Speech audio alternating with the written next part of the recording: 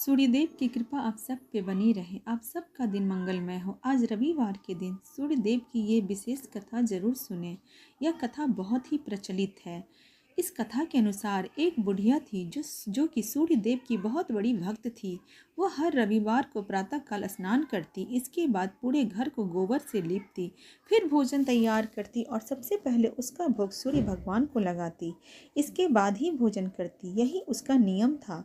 सूर्यदेव की कृपा से बुढ़िया के जीवन में किसी बात की कोई कमी नहीं थी। लेकिन एक दिन जब वह हमेशा की तरह रविवार के दिन अपनी पड़ोसन के घर गोबर लेने गई तो उसे गोबर नहीं मिला।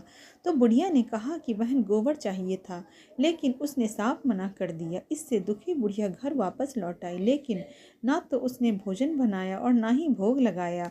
जब रात हुई तो वह भूखे पेट ही सो गई। सूर्य देवता ने उसे स्वप्न में दर्शन दिया और उसकी परेशानी का कारण पूछा। बुढ़िया के दुख का कारण सुनकर सूर्य देवता ने उसे सर्व कामना, उसकी मनोकामना को पूर्ति करते हुए गाय का आशीर्वाद दिया और अंतर ध्यान हो गए। जब बुढ़िया की आंखें खुली तो वह हैरान हो गई। उसने देखा कि उसके आंगन में तो गाय के साथ एक सुंदर सा बछड़ा भी बंधा है। उसने गाय को घर बाहर बांध दिया। उधर पड़ोसन की भी नज़र उसी पे थी। उसने देखा कि बुढ़िया की गाय ने तो सोने का गोबर दिया। पड़ोसन ने मौका देखकर बुढ़िया की गाय के गोबर को अपने गाय के गोबर से बदल दिया। सूर्य देवता ने जब ऐसा देखा तो उन्होंने जोर से आंधी चला दी।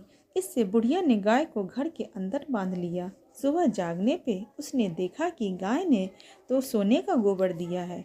तब से उसे भीतर ही बांधने लगी। बुढ़िया की पड़ोसन को अब तो बहुत ईर्ष्या हो गई। वह राजा के पास पहुंची और उसे पूरी बातें बताई। यह सुनते ही राजा ने अपने सिपाहियों को भेजकर गाय को अपने यहाँ मंगवा लिया। लेकिन कुछ ही देर में राजा का पूरा महल गोबर ही गोबर से भर गया। राजा ने सिपाहियों को आदेश देकर गाय को बुढ़िया के पास छोड़ने का निर्देश दिया और पड़ोसन को भी दंड दिया। इसके साथ ही संपूर्ण प्रजा को सूर्यदेव का व्रत और पूजन करने के लिए कहा जाता है कि सूर्यदेव की कृपा से बुढ़िया के जीवन की तरह संपूर्ण राज्य के लोगों को सुख समृद्धि की प्राप्ति हुई। सूर्यदेव की कृपा सब पे बनी रही। इस मान्यता के अनुसार व्रत कथा को सच्ची श्रद्धा से पढ़ने पर धन का लाभ होता है।